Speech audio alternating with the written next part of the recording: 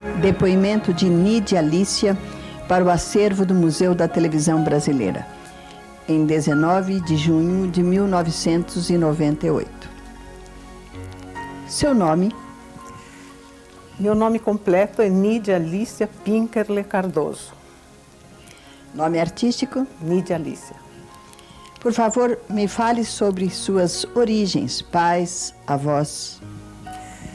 Eu nasci em Trieste, na Itália, dia 30 de abril de 1926. Meu pai era médico, radiologista. Minha mãe, jornalista, crítica musical e principalmente pianista, professora de canto, acompanhadora de cantores importantes. Toda a minha infância, portanto, começou com música. Papai, entre as outras coisas, era o médico de todos os cantores que chegavam durante a temporada lírica em Trieste, que é uma cidade gelada. E todos, invariavelmente, por causa do vento muito forte que tem lá, ficavam com dor de garganta, e era ele quem tratava. Conheci de tal maneira os cantores mais importantes que eu passava muito tempo nos camarins do teatro. Comecei a frequentar teatro com 3 anos de idade. A primeira ópera que eu assisti foi a Aida. Só assisti 2 atos. Durante a minha infância, eu nunca cheguei ao 3º ato de ópera nenhuma, por 2 motivos. Um, que era muito tarde, e o segundo, mais importante, que no 3º ato sempre havia crimes horríveis, todo mundo morria. Então, invariavelmente, no fim do 2º ato, mamãe nos mandava para casa, a mim e a meu irmão, Lívio Túlio. O curioso é que eu me chamava Nidia Alicia e meu irmão Lívio Túlio, 2 nomes latinos. Por quê? Porque minha mãe se chamava Alice, meu pai Pino, mas Pino era um diminutivo de Giuseppe. Então papai foi registrado como Giacomo Giuseppe. Mas como na época Trieste era austríaca, imediatamente nas escolas chamavam ele de Jacob Josef. E mamãe, ora era Alice, ora Alice, ora Alice. E quando foram para a França, papai passou a ser Giacomo Giuseppe. Então eles acharam que isso era um horror, que eles queriam pôr nos filhos 2 nomes que não pudessem ser traduzidos. E conseguiram. Apenas tem uma coisa, eu me chamava Nidia Alicia na Itália. E no Brasil sou Nidia Alicia.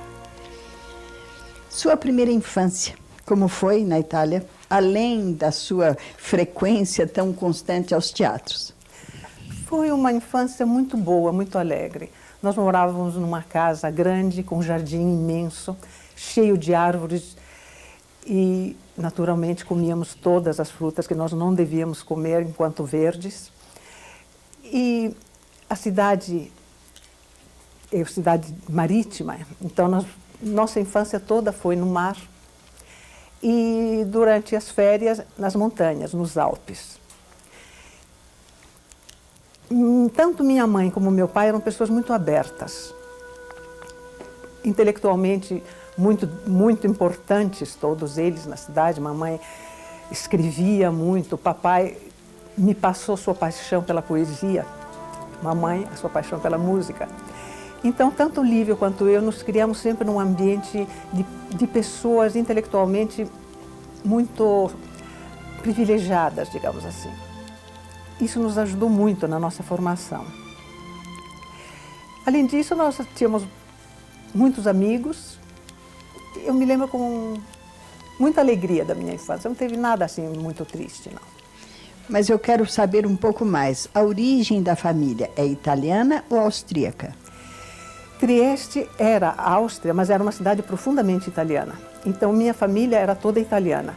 Do lado de minha avó materna, era de Vinha da Toscana. Do lado de meu avô paterno, vinha de Gorizia, que era perto de Trieste. Único meu avô materno que vinha de Praga. Era a única pessoa estrangeira na família, digamos assim. Todos eles eram profundamente italianos, mesmo no tempo que a Áustria tomava conta. Tanto assim que todos se meteram em grandes confusões patrióticas durante o período anterior à Guerra de 14 e logo depois. Meu pai, como médico, estudante de medicina, foi convocado pelos austríacos, enquanto o irmão dele fugiu para a Itália e passou a fazer a guerra, quer dizer, entrou no exército italiano e combateu do lado da Itália. Meu pai, não querendo combater, sempre com medo de dar um tiro e matar o irmão, fazia o contrário. Ele procurava de todas as maneiras ajudar os prisioneiros italianos. Ajudou de tal maneira que chegou a ser uma pessoa suspeita. E um dia, a polícia austríaca invadiu a casa de meus avós e encontrou no quarto do meu pai uma série de documentos comprometedores, entre os quais a planta da fortaleza de Pola, a cidade da Istria, que ele tinha mandado para o irmão na Itália.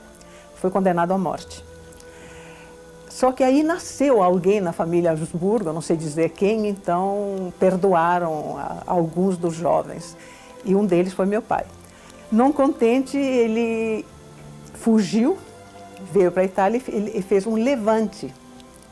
No fim da guerra, em 18, foi o primeiro a colocar uma bandeira italiana na igreja mais alta da cidade e fazer um levante de jovens, de estudantes todos, e todos os austríacos que tinham ficado entre eles foram presos. E a Itália, quando chegou finalmente na cidade, a cidade já estava totalmente livre. Então, minha mãe também, toda a minha família lutou nesse sentido, eram todos profundamente patriotas. E eu aprendi isso com eles. Só que eu nasci num outro período. Eu nasci durante o fascismo. Claro que para mim era a única forma possível de governo, eu não conhecia outra. Nós todos achávamos que o fascismo era uma coisa ótima, que quando os fascistas corriam atrás dos comunistas e os enchiam de óleo de rícino, isso era muito engraçado. É só que eu ouvia na escola. Nós achávamos que o fato da Itália ter ido combater na Abissínia, na Etiópia, para fundar um império, era lógico. O que nós sabíamos? Famílias, ninguém abria a boca diante de criança. Portanto, eu só conhecia isso. Até que, em 1938, começaram uns movimentos diferentes. Quando a Itália entrou na guerra contra a Etiópia, todos os 52 países declararam sanções contra a Itália. Sanções econômicas. Quem se aproveitou disso foi o Hitler, que então resolveu oferecer sua amizade à Itália. Aí começou aquele trágico eixo Roma-Berlim. E aí, automaticamente, o Mussolini teve que também mudar. Todo o fascismo começou a mudar. E começaram as leis antissemitas. Minha família era de judeus. Então, de repente, meu pai, que era diretor do Hospital Psiquiátrico de Trieste, proprietário de um sanatório de tuberculosos, que era o melhor da Itália. Minha mãe, que era jornalista, representante da Itália em Salzburg, em Viena, em Florença, enfim, onde havia manifestações artísticas, perderam o emprego totalmente, perderam tudo. Nós fomos proibidos de frequentar as escolas. Além do mais, uma coisa muito agradável, começaram a aparecer cartazes em todos os bares da cidade, dizendo que era proibida a entrada de mendigos, cachorros e judeus. Aí meu pai disse, vamos embora. Chegou a hora de ir embora. Graças a Deus, ele fez isso, pegou os dois avós, meu avô, que era cego, e minha avó, minha mãe, Lívio e eu, e viemos embora para o Brasil. Daí a pouco foram chegando os tios, a outra avó, e graças a Deus a guerra estourou na Europa e nós estávamos aqui no Brasil. Quantos anos você tinha quando veio para o Brasil? Eu vim com 13 anos, aliás, eu fiz 13 anos no navio. E como é que foi a sua adaptação no Brasil? Eu me apaixonei pelo Brasil, me apaixonei assim, à primeira vista. Não foi o Rio de Janeiro tanto que me conquistou, não, porque de navio primeiro paramos no Rio, depois em Santos, que eu achei muito feio na ocasião. Começou com a subida da serra. Subida da serra já achei uma coisa fantástica. Depois cheguei em São Paulo, as luzes, a iluminação toda, os anúncios em todos os lugares. E nós descemos na Estação da Luz e fomos para o Hotel Esplanada, que é exatamente onde agora está o prédio da Votorantim, atrás do Teatro Municipal.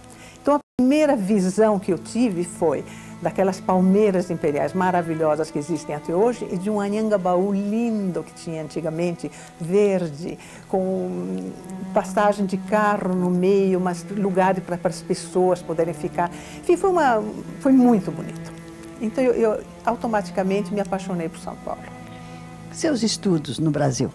Logo que chegamos, fomos até o Dante Alighieri. Mamãe foi lá para saber se nós poderíamos estudar ou não. E acontece o seguinte, nós que fomos expulsos das escolas na Itália, fomos aceitos imediatamente no Dante Alighieri aqui, porque havia uma ordem expressa de Mussolini dizendo que não deveria haver sanção alguma às pessoas que na Itália não podiam estudar nas escolas. Então, eu fiquei no Dante um ano, terminei o terceiro ano do ginásio no curso italiano do Dante, comecei o quarto e aí eu vi que não adiantava nada continuar lá, porque no Brasil o curso não era reconhecido.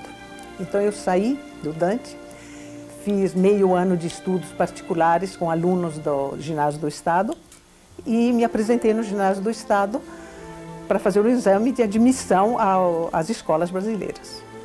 Passei e aí fui para o Mackenzie. E no Mackenzie, quanto tempo ficou? No Mackenzie eu fiz o terceiro e quarto ano ginasial, aí mudou a lei, que antigamente eram 5 anos de ginásio, mas aí a lei mudou e passou a ser o seguinte, 4 anos de ginásio e 3 de colégio, então começou o colégio que não existia, clássico e científico. Então eu fiz terceiro e quarto ano do ginásio e os 3 anos do colégio clássico. Começou logo a trabalhar também? Comecei. Minha família não estava em situação de poder ter 2 filhos estudando. Meu irmão, sim, estava na Escola Paulista de Medicina e era importante que ele se formasse. Meu pai estava muito doente nessa época. Então eu fui trabalhar. O primeiro lugar onde eu fui trabalhar foi no consulado italiano. Fiquei lá 1 ano, depois saí, trabalhei um tempo num ateliê de desenhos para fazendas. E aí apareceu o emprego do qual eu realmente gostei. Quer dizer, em primeiro lugar, foi um curso de História da Arte ministrado por um italiano recém-chegado, que estava aqui a convite de Assis Chateaubriand para criar um museu. Era Pietro Maria Barti, o célebre PM Barti. Eu fiz um curso com ele de alguns meses e dos alunos deste curso ele escolheu alguns para serem assistentes dele. Eu fui uma das pessoas escolhidas. E eu preparamos o museu, inauguramos o museu, limpávamos quadros, escrevíamos artigos para o jornal, dávamos cursos para alunos de escola. Foi um tempo muito bom, muito gostoso, foi muito bom trabalhar com Barti. Barti é uma pessoa excepcional, excepcional. Quantos anos tinha Nídia Alicia quando trabalhou com Pietro Maria Barti? Eu tinha 20 anos, fiquei até os 21, e aí por um acaso, eu recebi um convite para dar aulas às vitrinistas da Casa Clipper, para ver se melhorava o gosto delas. E daí veio um convite para eu trabalhar na Clipper como assistente da diretoria, inicialmente, e depois como gerente de produção de vendas. E eu fiquei lá também. Aguentei 1 ano e pouco também. Aí já tinha começado com teatro e não quis mais saber de trabalhar em outro lugar que não fosse teatro. Como é que foi essa entrada com o teatro? No teatro foi o seguinte, havia uma livraria chamada Livraria Jaraguá, na Rua Marconi, bem pertinho da 7 de Abril, onde era o museu. E essa livraria pertencia a Alfredo Mesquita. Alfredo Mesquita era o diretor do Grupo de Teatro Experimental de São Paulo. Um grupo de amadores que se apresentavam esporadicamente quando havia uma vaga no Teatro Municipal ou no Teatro Boa Vista, mais um dos tantos teatros que foram demolidos. E o Alfredo tinha trazido dos Estados Unidos um trabalho de um autor novo, quase desconhecido no Brasil, que era o Tennessee Williams. A peça era A Margem da Vida. E ele precisava de uma moça loira, de cabelos compridos, para fazer o papel. E um dos atores, Caio Caiubi, disse, eu conheço uma, é a Nídia. Ela trabalha aí no Museu de Arte. Ele foi lá no museu e disse, Nídia, o Alfredo quer te conhecer. Eu fui, fiz um teste, e o Alfredo disse que era o tipo físico exato que ele queria. Eu tinha cabelo loiro até aqui, era magrinha, enfim, outros tempos. E ensaiávamos lá na livraria e nós estreamos no Teatro Municipal em benefício das obras de construção do Teatro Brasileiro de Comédia. Então, a primeira verba que o Teatro Brasileiro de Comédia Futuro recebeu foi o nosso lucro do Teatro Municipal. Nós demos 2 espetáculos no Teatro Municipal, deu para pagar as despesas e ainda deu um lucrozinho para o Teatro Brasileiro de Comédia. E foi a primeira vez que num programa apareceu a sigla TBC. TBC e Nidia Alicia, então, se conhecem de longa data? Desde o início. Desde antes do início, como acaba de contar. Quer precisar o ano? 50 anos atrás. 48. E aí começaram grandes peças e grande movimento artístico no TBC? Foi. O TBC foi, o primeiro ano, foi um teatro construído para os amadores, para que os amadores tivessem um lugar onde trabalhar. Depois, aos poucos, o Zampari percebeu que só com amadores não se mantinha um teatro. Aí o Aldo Calvo, que era o cenógrafo oficial do TBC, sugeriu o nome de um jovem diretor que, no momento, estava na Argentina. O nome dele era Adolfo Celli. Então, o Zampari convidou o Celli chegou, assistiu vários espetáculos, conheceu os atores e montou um espetáculo semi-profissional ainda, que era o Nick Bar, do William Saroyan, com Cacilda Becker, que era a atriz contratada da companhia, Maurício Barroso, Madalena Nicol, Rui Afonso Machado, Abílio Pereira de Almeida, Marina Freire, enfim, com o grupo todo, dos vários grupos de amadores. Foi aí que o TBC começou a se modificar. Mas antes disso, foram levados vários espetáculos. Quer dizer, eu fiz lá a própria Margem da Vida, que depois nós montamos novamente no TBC, a noite de 16 de janeiro, de Ayn Rand, e o Baile dos Ladrões, do Jean Anouilh. E um dia que eu fui, um sábado, havia 3 sessões no sábado, 3 sessões no domingo. Eu cheguei depois da matinê para assistir o espetáculo da noite, o que eu fazia sempre. Eu ia sempre lá, conversava com Cacilda, assistia o espetáculo, e quando cheguei lá me disseram que a Cacilda não vai poder apresentar. Cacilda estava grávida quando estreou, ela estava com 5 meses de gravidez. E acontece que ela teve uma ameaça de aborto, o médico disse, não pode, tem que ficar deitada. E estavam todos desesperados, 2 casas lotadas, digo, eu entro. Entrei tranquilamente, fiz o papel e fiquei durante uma semana fazendo o papel até Cacilda poder voltar a representar. Foi nessa época que apareceu o Teatro Copacabana para você? Foi logo depois, foi exatamente, porque houve um convite do Oscar Ornstein, que era o gerente do Teatro Copacabana, para que o grupo do Teatro Experimental, do pessoal do TBC, se apresentasse no Rio para inaugurar a nova fase, o Teatro Copacabana todo reformado, que aliás é uma beleza de teatro.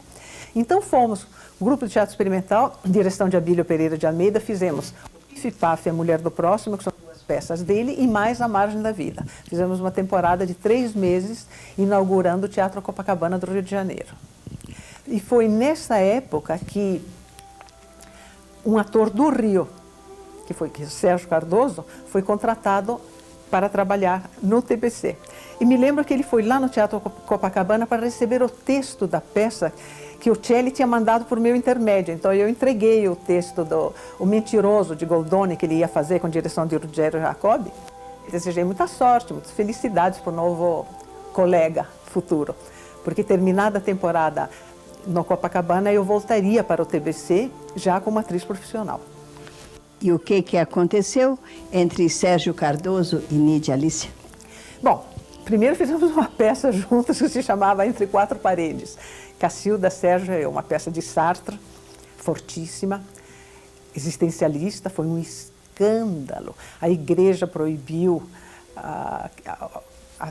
todo mundo, todos os cristãos que assistissem à peça. O Partido Comunista proibiu a todos os associados do partido que assistissem à peça. Enfim, aí nós ensaiamos e aí a censura resolveu proibir a peça. Então tivemos que fazer um ensaio à meia-noite para os censores. Tinha 5 censores, todo mundo, representantes de todas as entidades, foram assistir o ensaio. Quando acabou o ensaio, e nós representamos a peça. Aí foi se criando uma intimidade entre Sérgio e eu. Nós tínhamos muita coisa em comum, gostávamos das mesmas coisas. E saíamos muito depois do teatro, ele me levava para casa a pé, fomos conversando e acabamos noivos e em maio nos casamos. Filhos nasceram? 2 anos depois nasceu Silvia, a única filha nossa. Depois apareceu na sua vida o Teatro Bela Vista. Como é que foi? Teatro Bela Vista apareceu por acaso. Nós tínhamos acabado, saímos do TBC, fomos para o Rio de Janeiro, Companhia Dramática Nacional, encabeçar um elenco, onde fizemos só espetáculos nacionais, de autores nacionais, que era um grande sonho do Sérgio. Foi um dos motivos pelos quais não saímos do TBC. Ele queria levar só autores nacionais e queria dirigir uma peça. No TBC, com os diretores que havia lá, não haveria chance para ele dirigir. Então nós fomos para o Rio, fizemos a primeira temporada da Companhia Dramática Nacional com A Raposa e as Uvas, de Guilherme Figueiredo, uma peça de sucesso no mundo todo, dirigida por Bibi Ferreira, e Canção Dentro do Pão, de Magalhães Júnior, dirigida por Sérgio, e A Falecida, de Nelson Rodrigues, dirigida por Monteiro. Enfim, só diretores brasileiros, só autores brasileiros. E nós fizemos uma temporada grande, primeiro no Rio, viajamos depois um pouco pelo Brasil, depois voltamos para São Paulo. E aí nós estávamos filmando na Rua Fortaleza, na Lins Filme, um filme que morreu. Nasceu, foi meio abortado, porque nós fizemos alguns meses, depois o filme não terminou, não havia mais dinheiro, enfim, coisas que acontecem com o cinema. Mas à noite nós estávamos voltando para casa a pé da Rua Fortaleza, nós morávamos na Major Diogo, em frente ao TBC, e de repente na Rua Conselheiro Ramalho nós vimos um tapume alto e uma construção grande atrás. O Sérgio olhou e disse, mas parece um teatro. No dia seguinte fomos correndo para a prefeitura para saber o que era e de fato era um antigo Cine Teatro Espéria, que estava abandonado e nós procuramos saber de quem era, fomos aos proprietários e num momento de total loucura alugamos o teatro por 15 anos, 10 anos com possibilidade de renovação para 5. E aí começou a grande luta, porque nós não tínhamos dinheiro para a reforma. Então lutamos para construir uma sociedade que se chamou Empresa Bela Vista. E foram 2 anos em que eu fazia televisão feito uma louca para ganhar dinheiro e o Sérgio saía de pasta embaixo do braço procurar sócios, para procurar pessoas que quisessem colaborar com essa reforma desse teatro. E, felizmente, 2 anos depois, inaugurou o Teatro Bela Vista, dirigindo o grande sonho dele, que era fazer o Hamlet, dirigido por ele. O Hamlet foi o grande sucesso de estreia do Sérgio no Rio de Janeiro. Então, nós fizemos o Hamlet, inauguramos um teatro, uma companhia e uma peça incrivelmente difícil, como foi o Hamlet de Shakespeare. Assim, começou assim o Teatro Bela Vista. Companhia Nídia Alicia Sérgio Cardoso. Isso. Você falou que fez participações em televisão, até para custear este seu sonho louco que se tornou realidade. Que emissoras? Todas. Eu trabalhei muito na Tupi, nos grandes teatros, no Teatro das Segundas-Feiras. Depois no Teatro no Paulista, na TV Paulista, na TV Record. Enfim, em todos os lugares onde era possível fazer alguma coisa em televisão, eu fazia. Com o Sérgio, eu fiz inicialmente 2 séries de programas na Record. Um se chamava Um Personagem no Ar e outro se chamava Romance. Um Personagem no Ar, a gente escolhia um personagem da história ou da literatura e se trabalhava em torno desse personagem. E Romance eram assim, os casais importantes da história. E isso foi um período grande. Depois, enfim, no fim, quando Cacilda teve o seu teatro na TV Record, o Teatro Cacilda Becker na TV Record, tanto o Sérgio quanto eu trabalhamos. Depois o Sérgio continuou lá e eu passei para Tupi, fazendo mais teatro na Tupi, sempre às segundas-feiras. Vamos lembrar de nomes desses grandes teatros? Olha, eu me lembro que eu fiz a Ana Christie, de Ibsen, A Carta, de Somerset Maugham, Carmen, fiz Janela Indiscreta, quer dizer, as coisas mais estranhas. Horizonte Perdido, Rebeca, O Morro dos Ventos Uivantes, o Harakiri, a Marechal, enfim, tudo que havia que era possível adaptar para a televisão, a gente fez. Amigos, fez nessa época? Muitos. Não sei, eu tenho uma certa facilidade assim de me dar com as pessoas. Não intimamente, dizer, grandes amigos, eu sempre tive poucos. Mas criei muitas amizades, mesmo na Tupi, embora houvesse uma certa... Como se diz? Vocês eram o grupo da Tupi, e nós éramos de fora. Então havia um certo constrangimento, um pouquinho. Não era que vocês achassem lógico que nós estivéssemos lá. Então foi preciso que a coisa fosse aos poucos. Eu fui muito amiga de várias pessoas lá, inclusive Wanda Cosmo, Rita Cleos, o Carlos Arena, Zé Luiz Pinho. Tinha muita gente, a gente foi aos poucos, mas com todo mundo eu me dava bem. Eu nunca tive um problema, nunca tive uma briga, nunca tive uma discussão, nada, eu sempre me dei bem com todo mundo. Você tinha um par constante nas peças, até pela altura, pelo tipo físico? Sim, porque havia um problema. Sérgio e eu éramos quase da mesma altura, quer dizer, eu usava salto. Com o salto que eu usava, eu ficava um pouquinho mais alta que o Sérgio. Então, automaticamente, o Sérgio e eu não formávamos um par ideal para contracenar. Sérgio contracenava sempre com Berta Zemel e com Rita Cleos, que eram menores. E eu contracenava sempre com Carlos Zara e com Leonardo Vilar, que eram altos. Depois, mais tarde, com Tarcísio Meira, Sebastião Campos. Os galãs meus tinham que ser todos mais altos do que eu. Desse período de peças na televisão, eu me lembro de algumas coisas interessantes. Teve um espetáculo, o Felipe II, de Alfieri, que o Galon dirigiu, que teve um cenário inacreditável. Pegou o estúdio inteiro. Naquele tempo tinha o Alexandre que fazia os cenários maravilhosos. Então esse foi um dos espetáculos mais bonitos que eu me lembro de ter feito. E lembro também de uma outra coisa. O Walter Hugo Cury, que hoje em dia é um cineasta importantíssimo, conhecidíssimo, naquele tempo ele escrevia os textos, ele fazia scripts. E Antunes Filho era o diretor que mais dirigia a peça, mas numa ocasião ele não pôde dirigir, me deixou praticamente na mão, porque ele tinha outras coisas para fazer. Aí eu perguntei para o Cury, você não quer dirigir? Ele disse, não sei. Eu digo, sabe, sim, não quer dirigir? Então, A Carta de Somerset Maugham foi o primeiro espetáculo, eu acho, que ele dirigiu em televisão. Foi muito interessante. Numa outra ocasião, o Galon estava de férias, e eu estava preocupadíssima, porque eu não gostava muito dos outros diretores, eu gostava dele. Mas aí tinha um jovem que ficava ao lado dele, que era Antonino Seabra. Eu disse, você não quer dirigir? Ele disse, eu gostaria, você não quer pedir permissão que me deixe? Então, ele foi o diretor de Janela Indiscreta. Foram duas coisas que eu lembrei, assim, com muito carinho, compreende? Com muito carinho.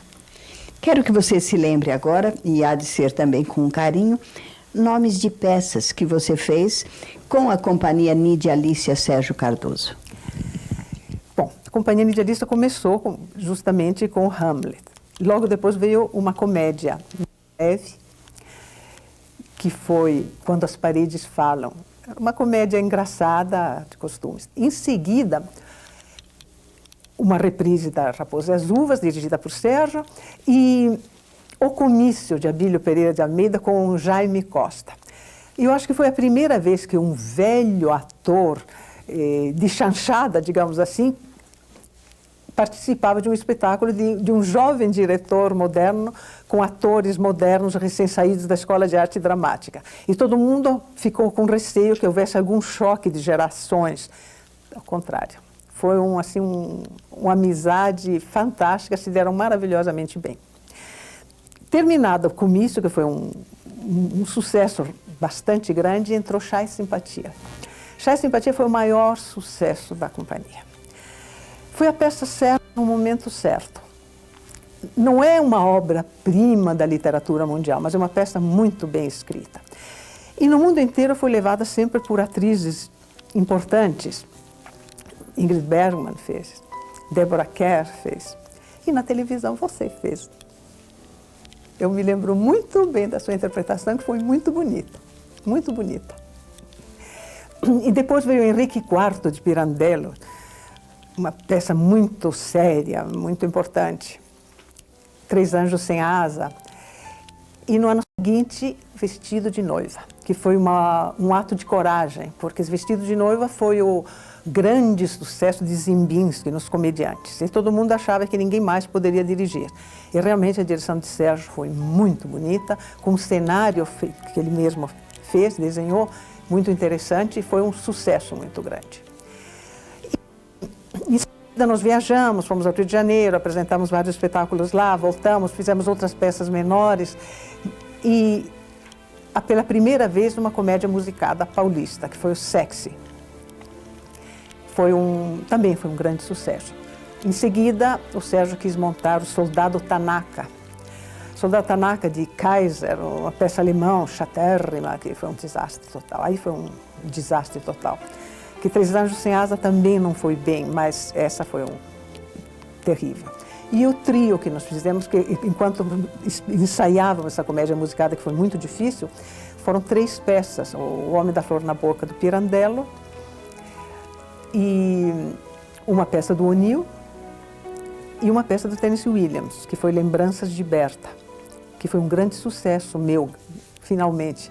Porque eu tinha feito essa peça no TBC e eu não estava preparada ainda para fazê-la no TBC, eu estava muito verde ainda.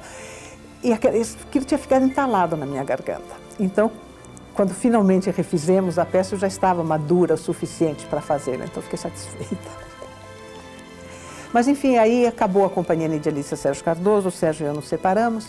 Sérgio viajou com o repertório da companhia pelo Brasil e eu fiquei no Teatro Bela Vista. E aí começou a companhia só Nidialícia? Foi. Quando foi isso? Em 1960. E houve também um caso judicial entre vocês e outras pessoas do Teatro Bela Vista? Explique sobre isso. O que aconteceu foi o seguinte, como eu disse antes, nós foi preciso fundar uma sociedade, a empresa Bela Vista, para fazer a reforma do teatro. Mas o aluguel, o contrato de aluguel do prédio era nosso, Sérgio e meu. E quando nós nos separamos, alguém resolveu pegar um papel em branco assinado por Sérgio e fazer uma cessão deste contrato do prédio para a empresa Bela Vista. Automaticamente, com isso, a empresa Bela Vista achou que não precisava mais de mim e que eu estava fora, que não interessava mais, que eu era apenas uma pessoa que poderia usar ou não ocupar o teatro, mas que eu não era mais a dona do espaço. Aí começou a briga judicial. Eu ganhei em primeira instância, fui ganhando tanto que não conseguiram me tirar de lá de jeito nenhum. Mas foram 10 anos infernais.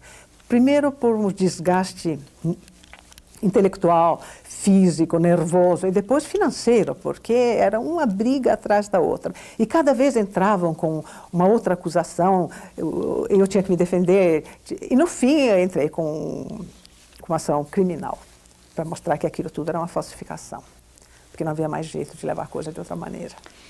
Nessa época, ainda que tendo que controlar-se muito, você se dedicou ao teatro infantil.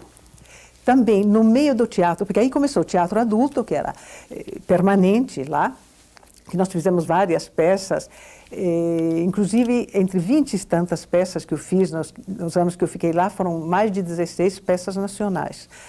De autores novos, autores jovens, diretores jovens. Eu peguei diretores recém-saídos da escola, dei oportunidade a atores, a atrizes. Eu não era a atriz importante que fizesse todos os primeiros papéis, de jeito nenhum.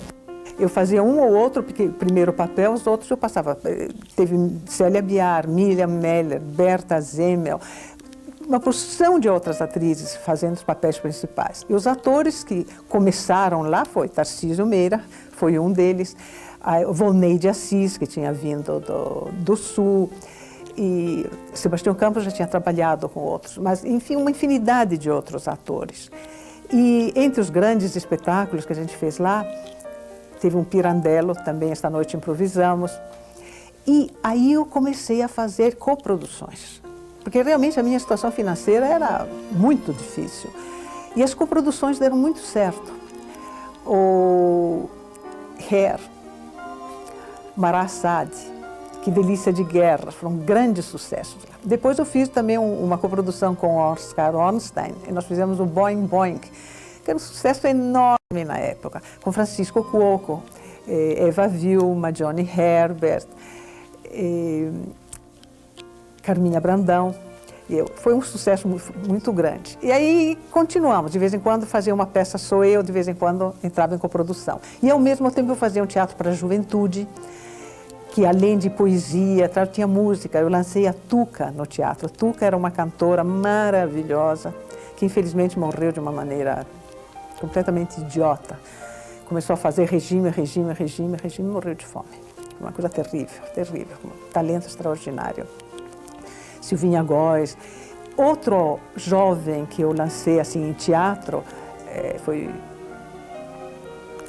o Milton, o nosso grande cantor, que hoje em dia é bem posto e gordo, que naquele tempo era magrinho, magrinho. Silvinha Góes, vários outros. Enfim, foi um trabalho grande, viu? Não foi pouca coisa, não. Quero saber agora sobre TV Cultura, onde você foi apresentadora, produtora e, por muito tempo, diretora. Eu entrei na TV Cultura no dia seguinte à inauguração, à estreia da TV. Teve o dia da inauguração e no dia seguinte eu estava gravando o primeiro programa, que era Quem é Quem? Era um programa de entrevista. Em seguida, eu comecei a produzir um programa chamado Presença, que eu fiz durante 4 anos lá.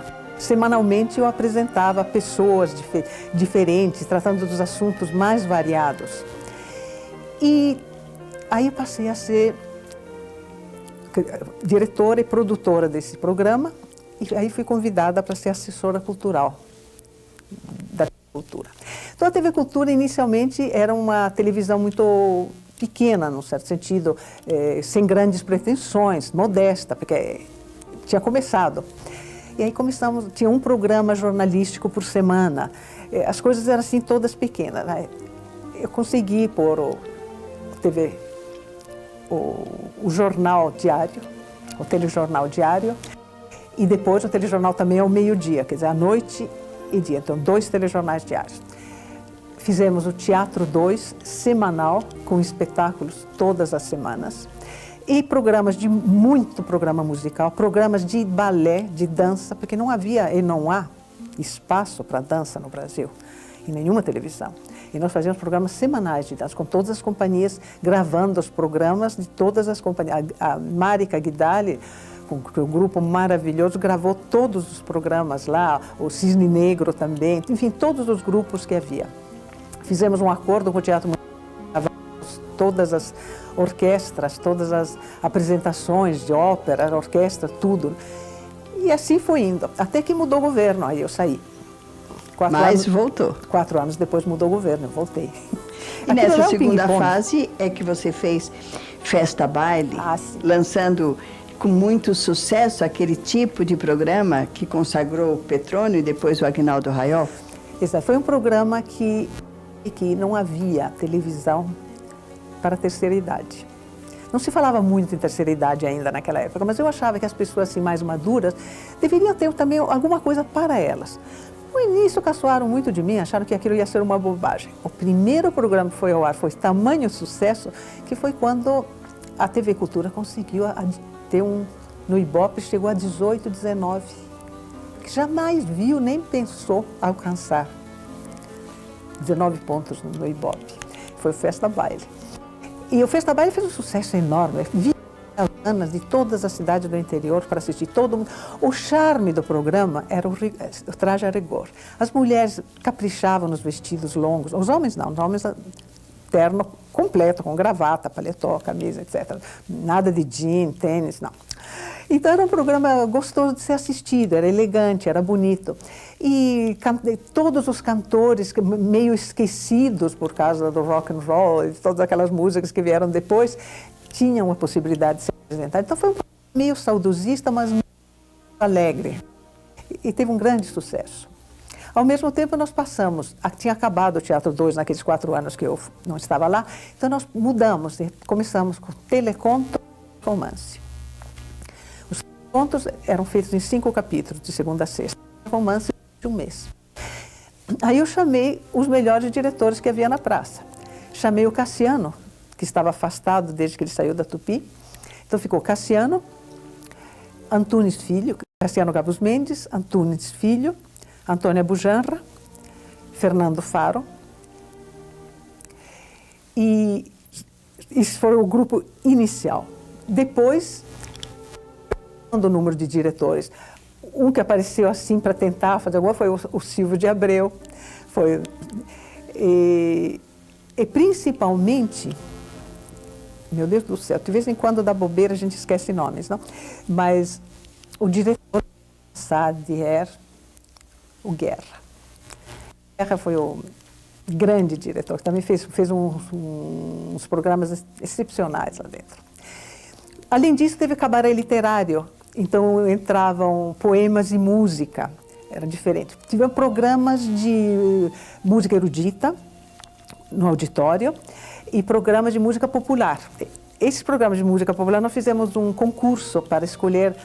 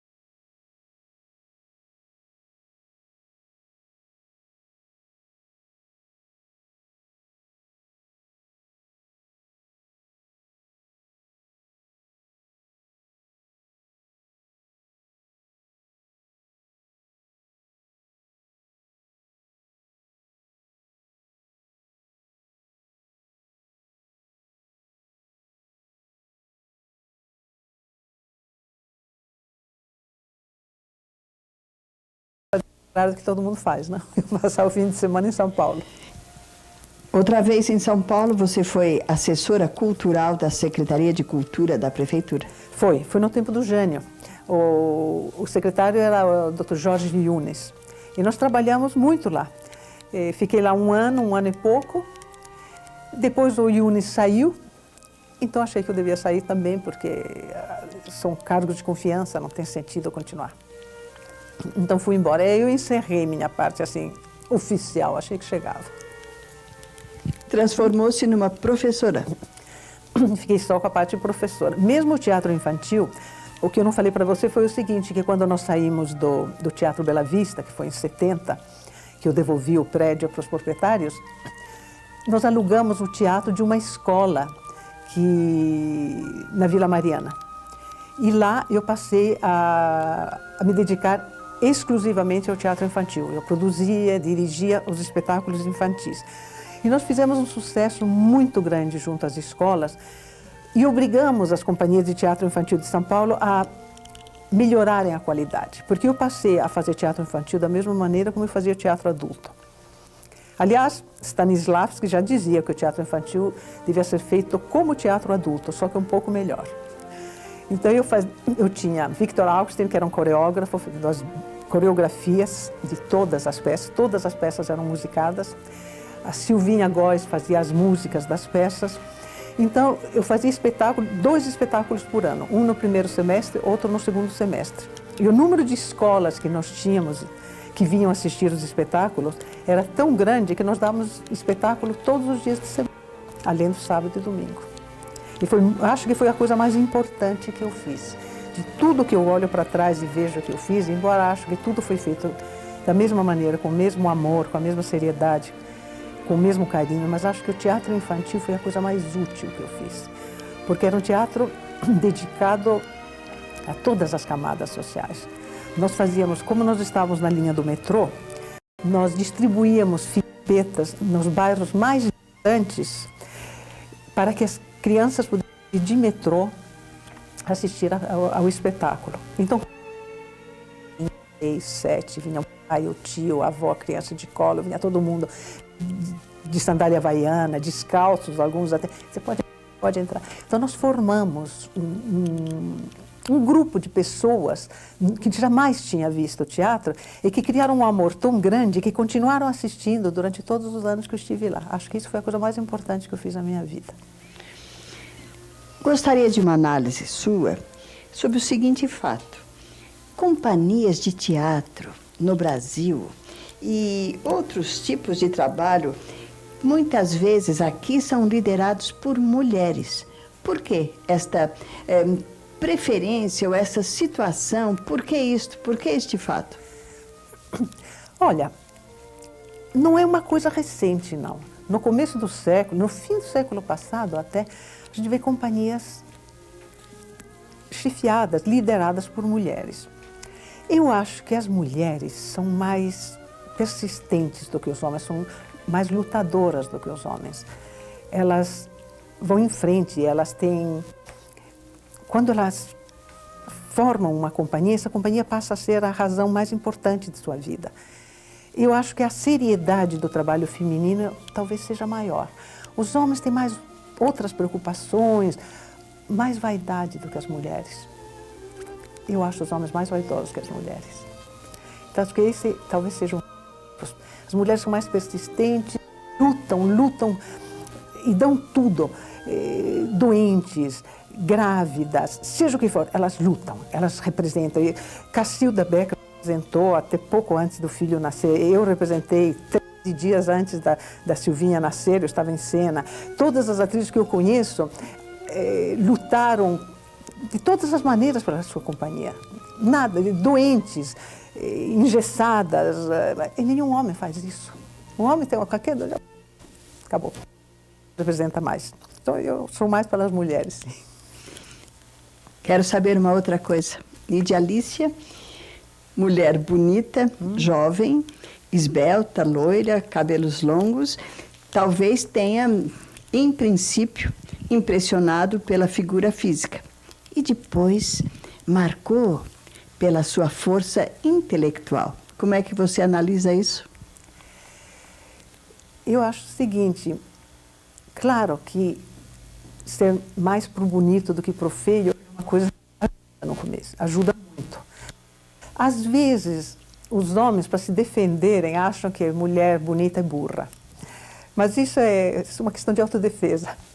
Eu não acho que as mulheres bonitas sejam burras. Tem mulher feia burra, meu Deus. Tem mulher bonita inteligente, tem mulher bonita burra, tem de tudo. Apenas, eu acho o seguinte, a beleza é uma coisa que não é eterna, não dura. Então, se basear só no físico, não leva a nada. Eu nunca dei muita importância ao físico. Eu sempre, talvez por ter vindo de uma família de gente intelectual, talvez pela minha própria formação, eu dei sempre muito mais valor à cabeça, à inteligência.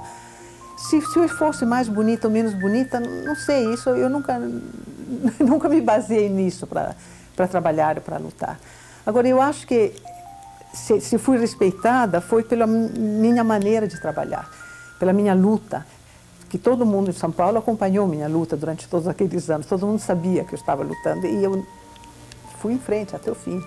Então, acho que o respeito foi por causa disso. Vamos analisar.